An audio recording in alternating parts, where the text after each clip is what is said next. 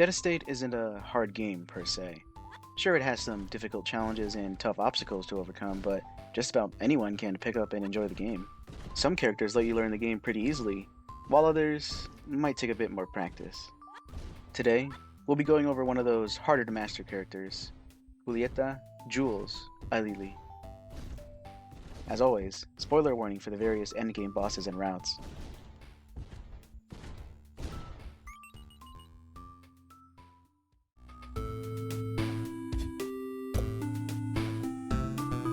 Yeah. I call shotgun. Jules is the epitome of the phrase run and gun. As for most encounters, you'll want to shoot your shot and quickly move out of the way, or risk taking damage. As her description states, she can move fast and jump high, but has lower health, and starts with a nice shotgun. She starts off with only 4 HP, which may seem very low, but in reality is pretty average in terms of the rest of the cast.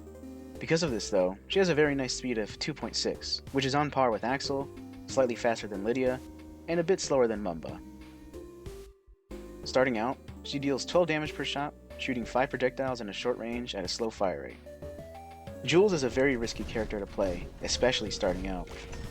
While plenty of other characters also start out with 4 HP or lower, the one thing the majority of them have that Jules doesn't is range and firepower. What Jules does have though is amazing crowd control. 5 projectiles per shot allows you to take out groups of enemies with relative ease, and if you're only focusing on one enemy, hitting them with every projectile will amount to a grand total of 60 damage. This sets you up with some great burst damage potential, especially against bosses with a damage phase. Alongside that, with her great jump height and quick speed, she can dodge projectiles and jump over enemies very easily, giving you a lot of maneuverability during combat.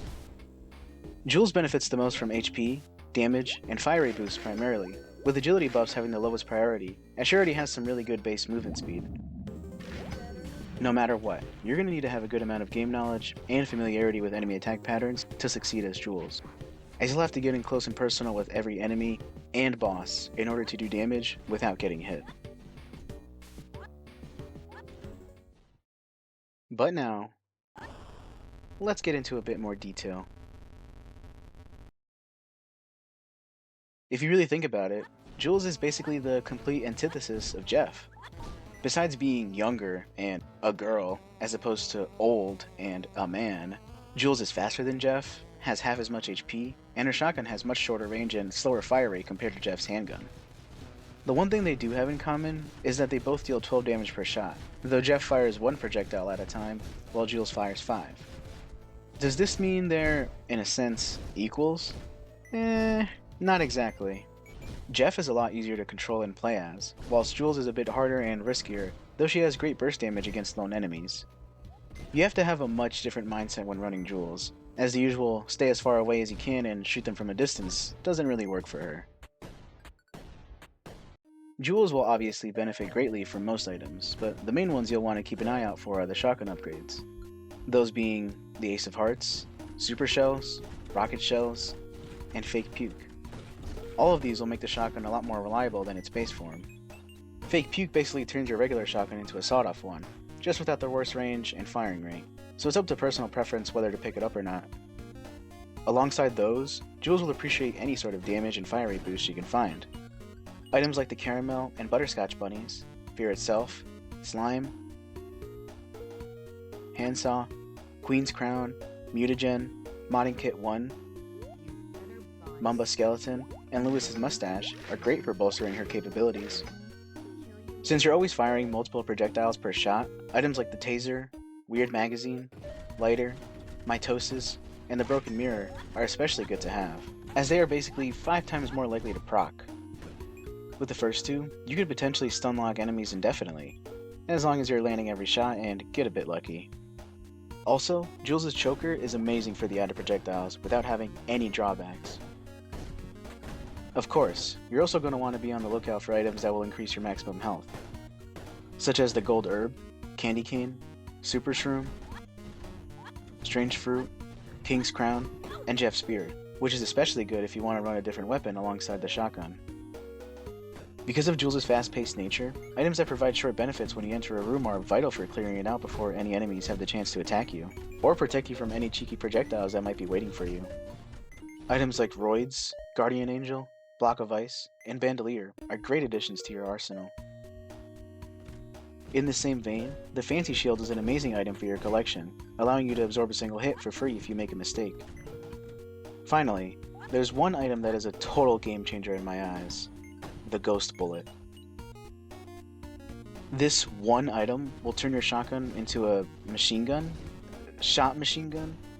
Okay, it'll basically turn it into an AA-12. It'll improve your crowd control capabilities tenfold, as killing one enemy will set you up to kill everyone else nearby in a split second. This is honestly my favorite item for her, so when you're playing as Jules, always keep in mind to look for the Ghost Bullet, as it could be the best item in your inventory.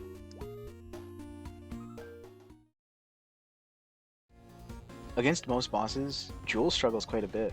Her lack of range forces her to get in close with them, putting her at great risk of taking damage. Against bullet hell bosses, like Leviathan Egg and Kraken, the fight basically turns into a turn-based RPG, where you have to wait your turn to attack. In these cases, focus on dodging primarily, and then pumping in as much damage as you can when things are calmer. The biggest drawback is that some bosses can take forever to kill, and you will spend half of the fight just trying not to get hit. On the flip side of this though, Jules is excellent in quickly dispatching bosses with long periods where they just sit there and do nothing, i.e. damage phases. You can get in pretty close without having to worry about retaliation, allowing you to hit the boss with all 5 shotgun projectiles to deal massive damage. Against a few troublesome bosses, like Piero and Oko, you have to try to get in some shots while they're moving around, basically jumping back and forth to avoid getting in their way. All in all, you just have to remember every boss's different attacks, so you can accurately dodge them while fighting back.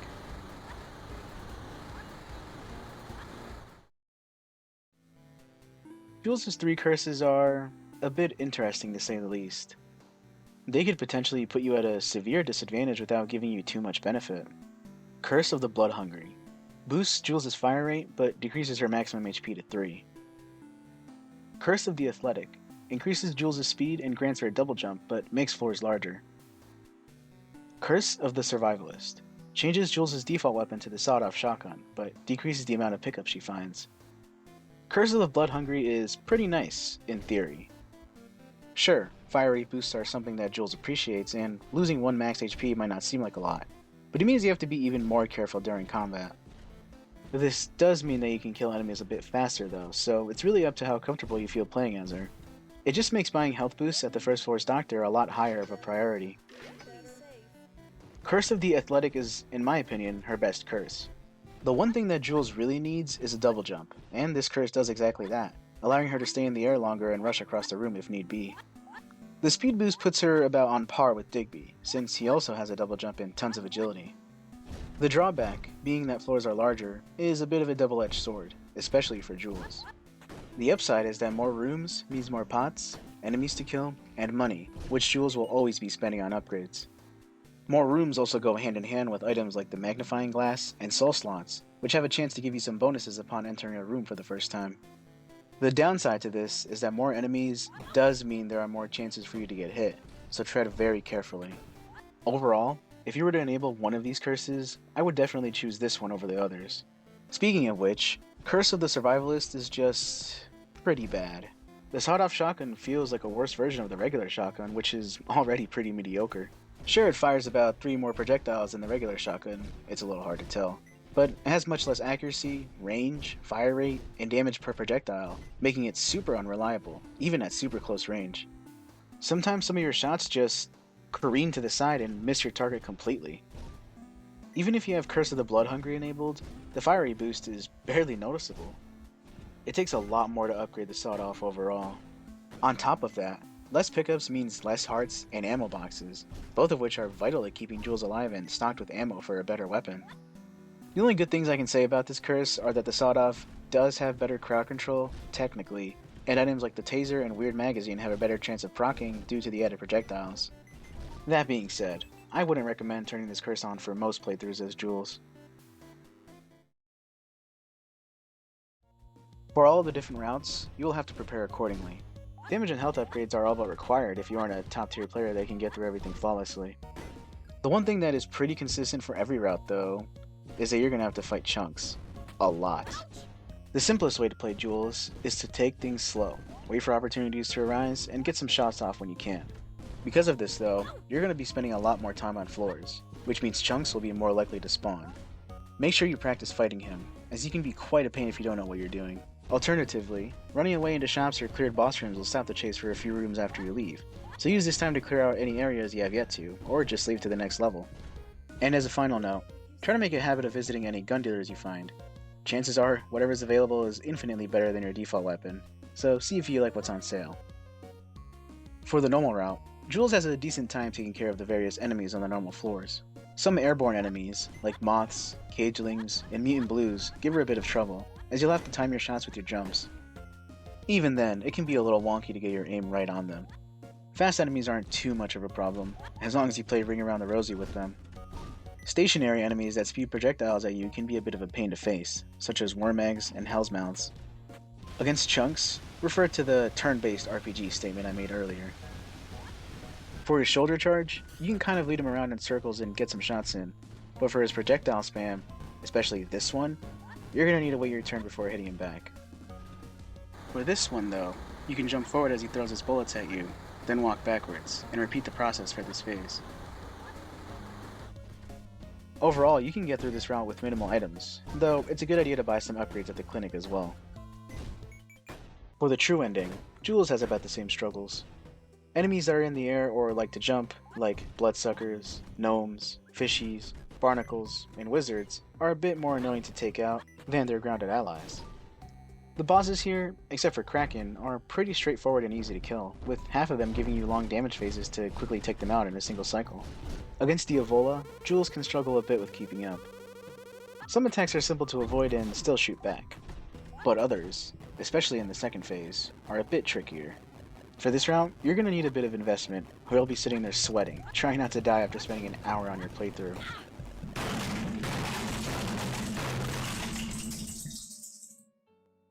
For the Awakening ending, please, for your own sanity, refer to the recommended items section.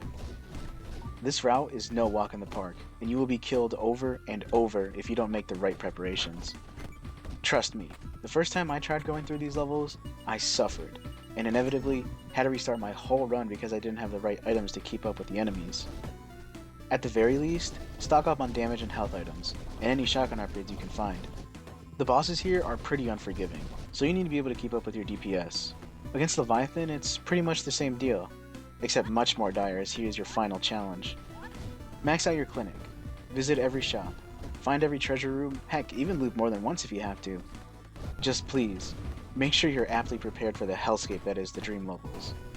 The best piece of advice I can give you for this route is to go and clear it as a different character first. Learn the enemies, figure out how to fight the bosses, then come back as Jules and put your knowledge to the test.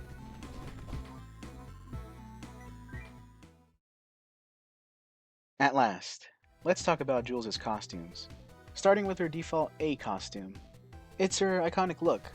I love the ponytail and the skirt, but the one question I have is this some sort of crop top or is this just straight up a bra? Because homegirl, what the heck were you doing out in the cold and rain with only a bra on? You didn't have a single clean shirt that day? Either way, it's the Jules we all know and love. 7 out of 10. Her B costume is unlocked by defeating chunks at the end of the normal route in under 1 minute. Honestly, it seems kinda tough, but it's very doable with minimal items, and is made much easier when you have another more powerful weapon. She's dressed as Ashley Graham from Resident Evil 4, and to be honest, it's alright. Not my favorite of the bunch, but the sprite is kinda cute. I just don't think this hairstyle really suits Jules, but she does pull off the outfit. 5 out of 10. Her C costume is unlocked by completing a run with all 3 of her individual curses enabled. A bit tough to do because the sawed-off shotgun is so annoying to use, but overall, fairly easy if you just find another weapon and do the normal route. Here, she is dressed as Faye Valentine from the anime Cowboy Bebop. I actually really like this costume. She has short hair again, but this time it feels a bit better, seeing as they changed some of her facial features, namely her eyes, which look noticeably softer compared to her default ones. I guess to kinda give her a more anime look. My favorite part about this skin is the in-game sprite. I don't know, just something about her face looks cuter than normal, and the hair looks much spikier, which honestly fits her vibe more. This is usually my go-to skin for her. 9 out of 10. Her D costume is unlocked by completing her No More Running challenge. This challenge is so annoying, as it requires you to beat the normal route with absolutely no movement speed. And I don't mean no as in slow, like Jeff. I mean pressing the arrow keys does literally nothing. Instead, you have to get around by shooting your shotgun, which knocks you back a considerable distance with the items you start off with. I might honestly make a whole separate video on how to complete this challenge because it is a bit of a pain to do. Anyway, she becomes a lifeguard for her beach skin. This is pretty much just normal Jules with a fresh coat of paint, and I kinda dig it. Though I do like the number of costumes that reference other media, I especially love the costumes that keep the character's original look, just with a different stylish outfit. That being said, I do appreciate that she still has her ponytail. The outfit itself is pretty fun. Besides pink and blue, orange is somehow her color. Also, the fact that her challenge is named No More Running, and the reward for completing it is a lifeguard costume of all things, is really funny. Either way, the costume itself is really nice, but unlocking it is super annoying. 8 out of 10.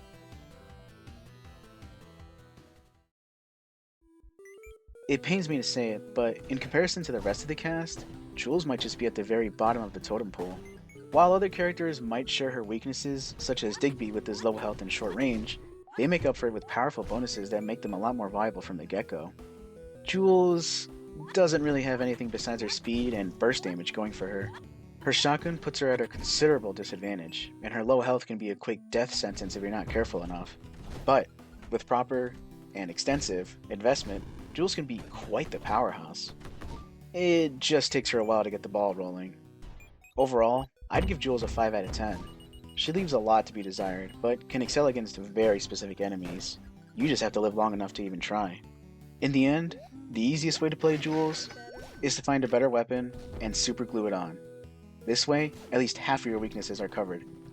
Then, you just have to focus on staying alive. Completing the game as Jules is required for the next character, who is a breath of fresh air compared to the last two. This, of course, is Cordelia.